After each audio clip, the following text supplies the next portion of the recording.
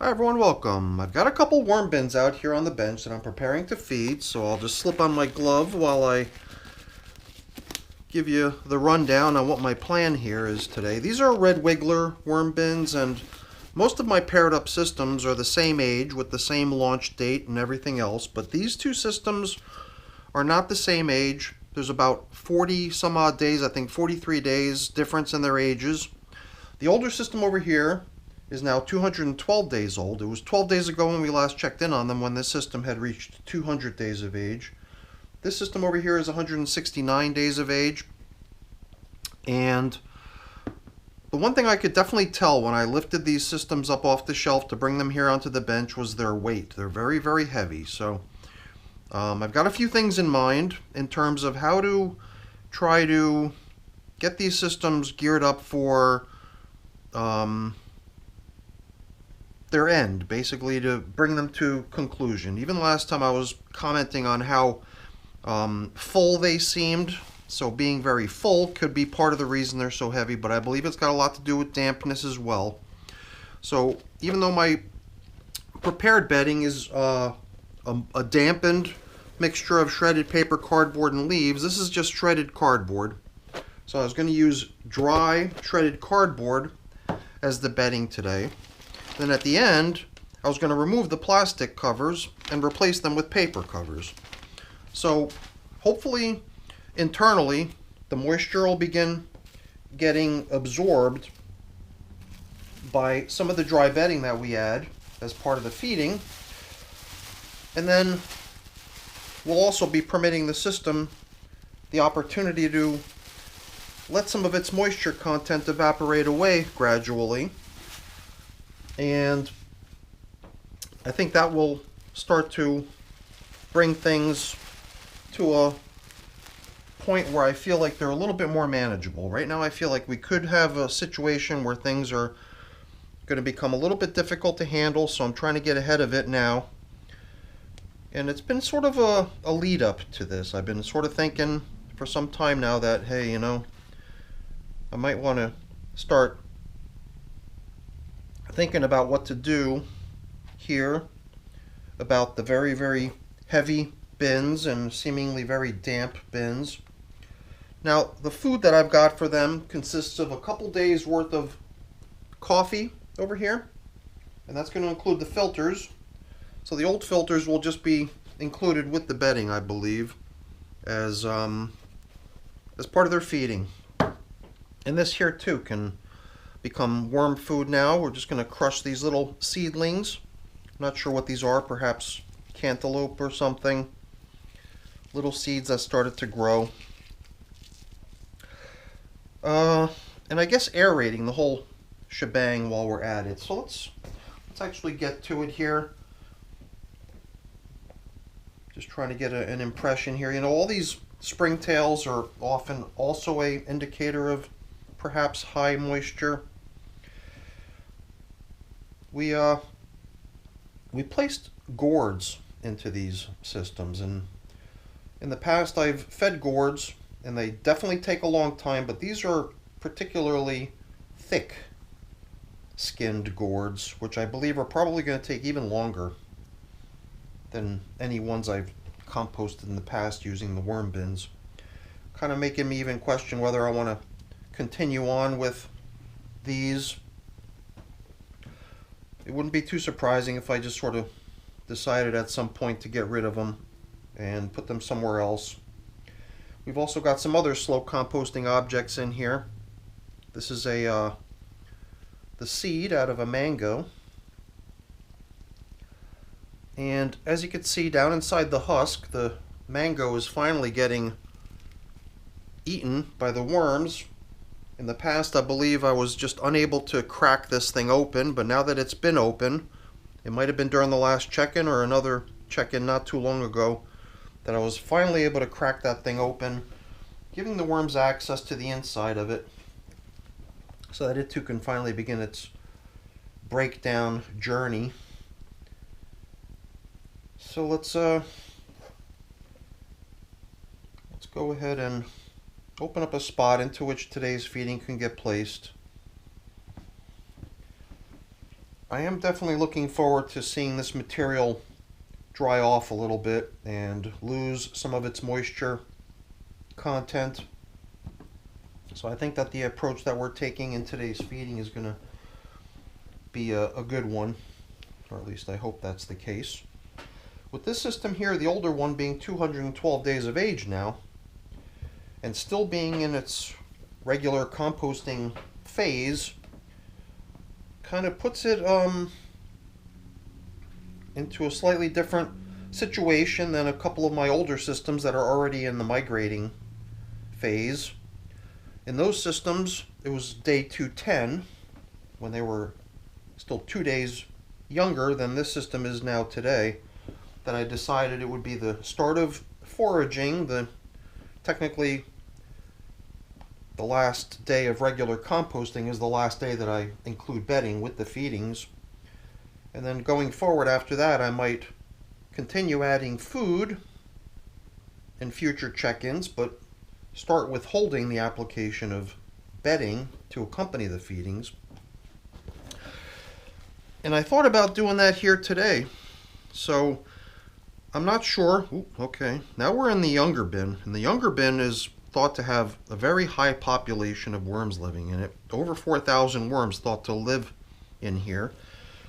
And it's not just my estimate, it's an estimate that was actually arrived at with everyone's input, not everyone, but the viewers that commented when the system was launched.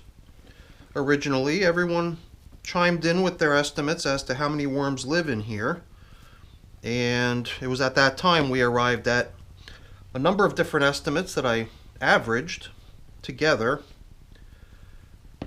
coming up with that 4,000 plus worm count that's thought to live in here. And it's not too surprising if you see how many worms we encounter as we make our way down into the feeding zone.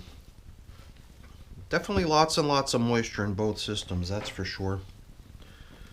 But I think we're ready now to proceed with giving them their food. Usually when I got a couple systems that I've been managing very similarly to each other, as is the case with these two, I'll usually kind of explore a little bit in the first system, get a sense of what's going on, and then kind of pick up the pace in the subsequent system or systems.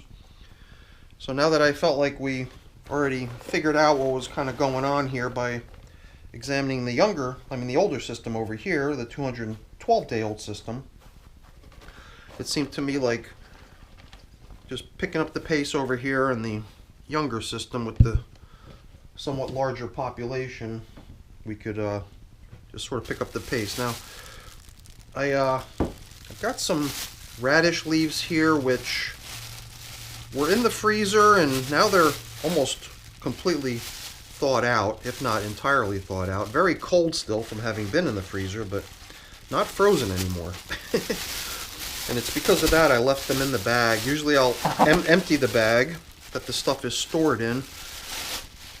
But this time, since it was starting to get a little bit gooey and melting, I thought it might be best just to keep them in the bag for now, so as to not have a big gooey mess. So besides radish leaves, it seems like we've also got some other stuff in here. Yep, I see a couple banana peels, cucumber. Okay, maybe I'm confused. Yeah, I confused this with another system. So there is stuff in here that, no, it's not even radish leaves. I'm sorry. I saw the red, little bits of red, but this is actually strawberry, and then I saw all the green, but it's not radish leaves, it's cucumber.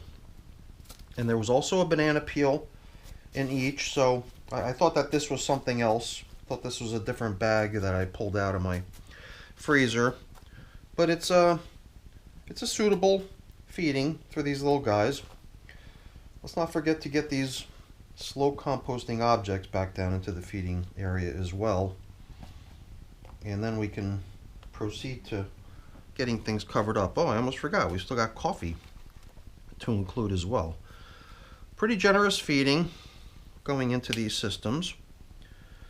And I'm definitely liking the idea of getting these gourds out of here. I don't know. I'm not all that interested in the gourds, really. I guess I was interested in them because I had spent some time in the very beginning trying to prepare them for worm composting by soaking them. For quite some time, they just sat in water for the longest time, and I thought that they would soften up as a result of being in the water for all that time, but they are firm and stiff, and I doubt that they really softened up any from having had the chance to soak. So I'm thinking that they might just end up getting transferred out to my compost barrel and let their breakdown process continue out there. Even last time when I skimmed through the video earlier to see how things went in here last time, I even commented as to how the system seems to be approaching its capacity. Makes me nervous, you know, because now as I'm shifting things around, I feel like I could easily push things over the edge and make a big huge mess, which I don't like to do. I don't like to make a big mess for myself, forcing myself into cleanup mode, when if I could have just been a little bit more careful, I could have avoided the whole thing entirely. So I'm going to try to proceed with care to not end up with a bunch of material pushed overboard onto the bench. So we've now completed the feeding in both systems, and we've also aerated the older system, getting a lot of the really damp stuff that's down low out to the surface, let it gain access to the surface, since we're going to be retiring the plastic covers and giving the systems a little bit of an opportunity to breathe by being only covered with a more porous material, in this case newspaper. And hopefully over time we'll start to see a little reduction in the weight of these systems, as well as a reduction to their moisture content. And man, oh man, this younger of the two bins is really exciting to go exploring, because there's just so many worms living in it. Every handful is just packed with worms, as you can see. And that's a good thing, because it seems to me like if it wasn't for all these worms squirming around through this stuff, we'd have some stuff here that's probably got a tendency to get muddy and clumpy and become really gross.